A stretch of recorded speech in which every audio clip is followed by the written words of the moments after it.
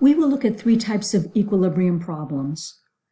We're going to calculate K, and the other two problems we're going to calculate pressures or concentrations. Let's take a look at the first problem. We're given a reaction. Methane is in equilibrium with ethyne and hydrogen. We're told that the reaction mixture is at 1700 C. That's important to give the temperature because K is temperature dependent. We're given the initial concentration of methane. There is no concentration of ethyne or hydrogen. This tells us that those concentrations are zero, and we're given an equilibrium concentration. So let's fill out this ICE chart. ICE, I for initial, C for change, E for equilibrium. We have here the concentrations that are given. The ethyne concentration is at equilibrium, so it goes in the third line, the equilibrium line. We can see for every 2 moles of methane, 1 mole of ethyne, and 3 moles of hydrogen will be produced. So since there is no product, this reaction clearly will proceed to the right in order to produce product, in order to establish equilibrium. So we have minus 2x plus x and plus 3x. That means that at equilibrium we have 0.115 minus 2x, and at equilibrium we have for hydrogen 3x. We actually know what x is because here we have 0 plus x equals 0.035 molar. That means x is 0.035. So we can determine what the concentrations are at equilibrium for methane and for hydrogen. And normally you might do this in the initial ICE chart, but I just wanted to go step by step, so I'm just going to duplicate the ICE chart and plug in our values. We have substitute values for change. We can calculate our equilibrium concentrations. Let's write our K expression that the concentrations are raised to the coefficient in the balanced equation. I like to write the Kc expression. I know you know how to write the Kc expression, but I like to write it out rather than taking a shortcut before I calculate K. Let's substitute values to calculate K. And the reason I'm careful to write the K expression before I go ahead and calculate is it's very easy in your haste to substitute values that you forget the exponent here. We don't want to forget that because otherwise we get the wrong K value. So that's the end of this problem. In a new equilibrium, we're given the Kp, and we are given initial concentrations, and we're asked to find the partial pressures of the 3 gases at equilibrium. So let's go ahead and substitute values into our ICE chart. We need to calculate Q to determine in which direction this reaction will proceed. It could proceed to the left or it could proceed to the right. It's not clear. So let's calculate Q based on the K expression. You can see that Q equals 1, and that is much smaller than the Kp. So since Q is smaller than Kp, you can think of this as not having enough product because the numerator is small relative to the denominator, and that's why we have a small q. So if we want the numerator to get bigger, that means we have to, in order to establish equilibrium, that means we have to make more product. So we know if we have to make more product, the reaction will shift to the right. This is minus x, and plus 2x. We're going to complete the chart. We have our concentrations at equilibrium. We can set them up according to the equilibrium expression and substitute the Kp value. I included this problem for 2 reasons. One, to make sure that you're always thinking if you have reactant and product that you must calculate the relationship between Q and K. And the other reason is I wanted to show you a really easy way to do some calculations. So here we have to expand you'd think we have to expand the binomial. Here we have a binomial and we have to square it. So you might think we need to FOIL it. the big girl name for foiling is expand the binomial. But we don't, because the numerator is squared and the denominator is squared, because we have two of these quantities, one for iodine, one for chlorine. So the easiest thing to do is to take the square root of both sides. Let's do that. We've taken the square root of both sides. Now we multiply the denominator. We multiply both sides of the equation by this denominator so that we can eliminate the denominator. Let's distribute here. Finish off the algebra any way you like. Either subtract the 2x to this side or add the 9.05x to this side and solve for x.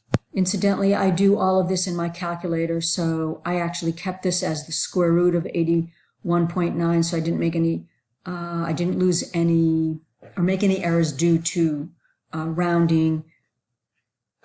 I'm not done once I find x, because we are charged with finding the equilibrium concentration. So the equilibrium concentration of iodine is the same as chlorine, so I have to do a little math here. So the partial pressure of iodine and chlorine are the same. It's 0.100 minus x, so I'm going to subtract the x and calculate your units. Now we calculate it for iodine monochloride, the partial pressure, 0.100 plus 2 times 0.0729. And that gives us 0.246 atm is the partial pressure, and we're now done with that problem. This problem is similar to the previous. In this case, we only have product. So we're given the equation. Initially, we have just nitrogen dioxide, and we do not have any dinitrogen tetroxide. So you can see that the only thing that can happen here is the reaction must proceed to the left, because in order to establish equilibrium, we must have both reactant and product present.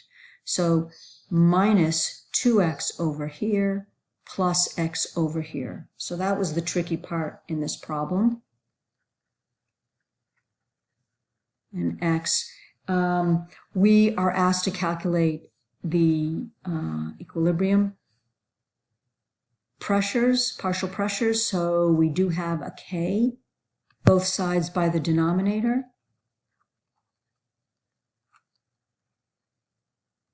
Notice that here we have a binomial and it must be squared, so we must expand the binomial. This is going to end up being a quadratic equation, and we'll have to use the quadratic formula in order to solve it. Pattern to solve to square a binomial. You square the first term, you multiply the first term times the second term, and then double it.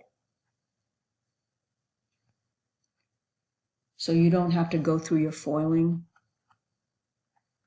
And then you square the second term. Square this. And we're going to set one side equal to 0. So we're going to have, I'm going to take this, put it over the other side, 4x squared.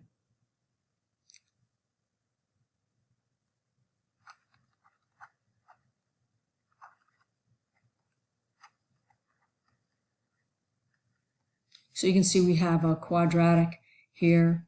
A is 4, B is 0.76, and C is 0.0100.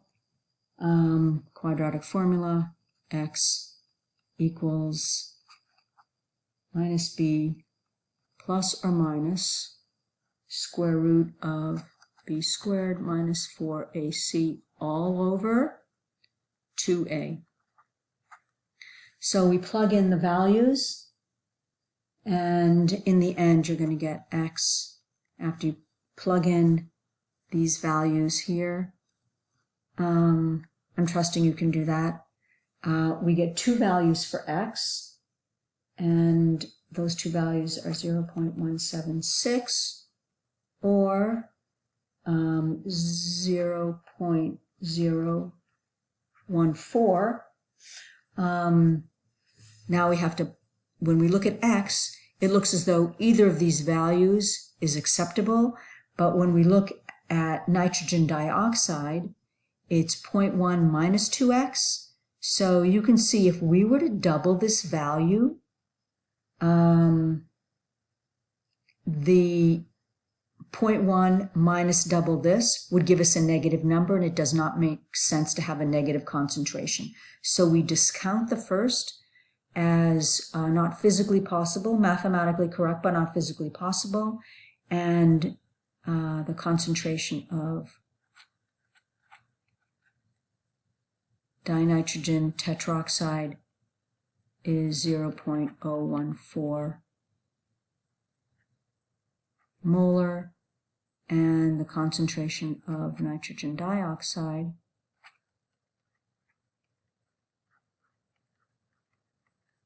which equals, and you could, in fact, now that you have the concentrations here, you have the concentrations at equilibrium.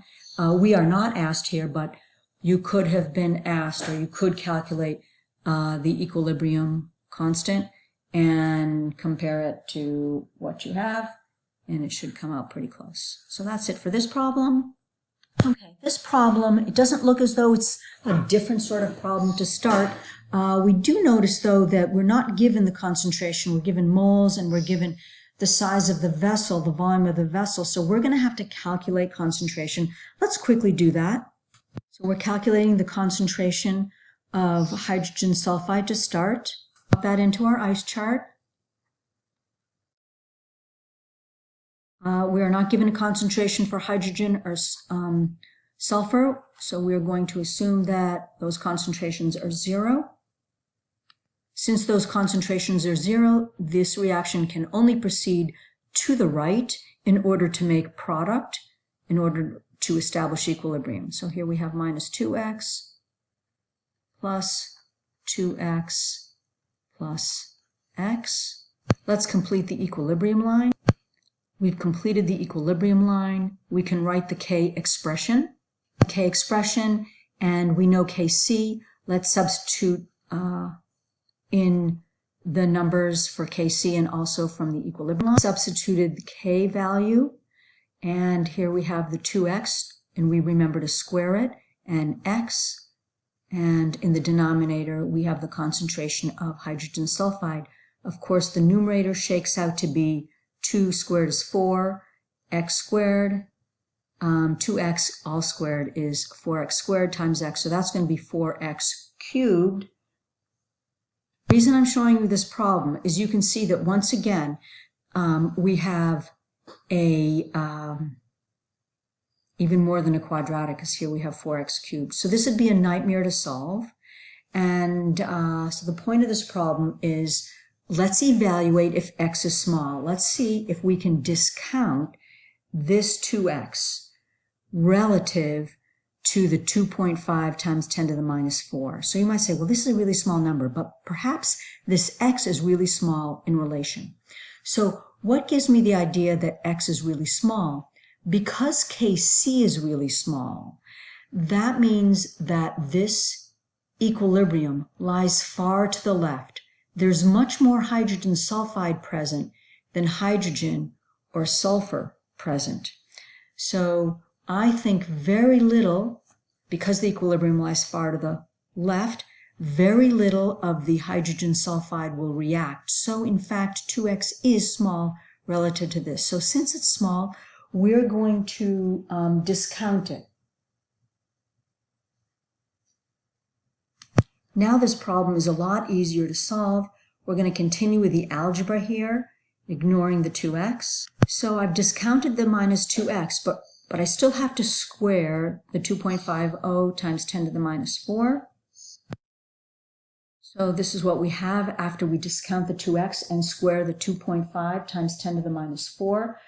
Let's multiply both sides by the denominator in order to eliminate the denominator and solve. Now let's divide both sides by 4 and then take the cube root. In case some of you have forgotten how to do the cube root on your calculator, I've got this mini calculator. I'm going to try to show you what I'm doing here. 6.25 second EE negative 8 times 1.67 second, comma, or EE negative 8, multiplying those together. Let's divide by 4. And now I need to take the cube root of that. So I do up arrow, and I want to raise this to the 1/3 power. That's the cube root 1 divided by 3. I think that did not work the way I thought it would.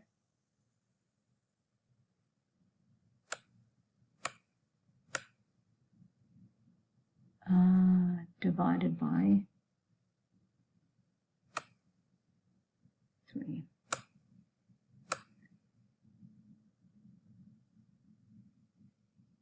I must have done something wrong this time.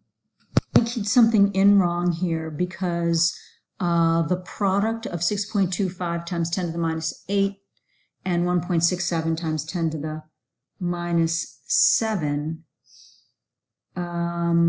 should be 1.04 times 10 to the minus 13. So here I keyed something in wrong. And then we divide by 4. When you divide by 4, you should get 2.609 times 10 to the minus 15. And if you take and raise to the 1/3 power, you get 1.38 times 10 to the minus 5.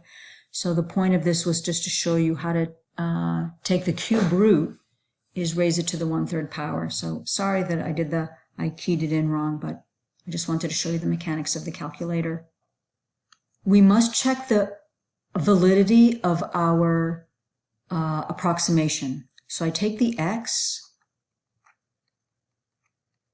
and I put it over, divided by the initial concentration.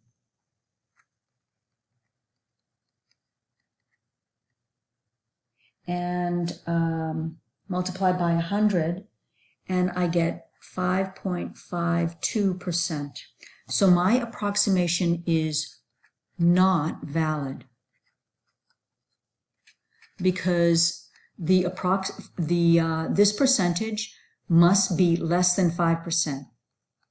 If less than 5%, approximation is valid. Since this is greater than 5%, the approximation is not valid, and we would have to return and do the math the hard way. So I have to go back and not discount the minus 2x and redo the math. In fact, I'm never going to give you a cubic equation which you have to solve, so we're not going to go back and solve it. But the point of this was that you can discount, make an assumption that you can discount x if it's small, and on an exam I would give you a situation where you could solve the problem easily. So on an exam I'm actually never going to ask you to solve a quadratic equation. So when you do these problems, you might have to show me that you've checked that the approximation is valid, but expect that this will always be less than 5%.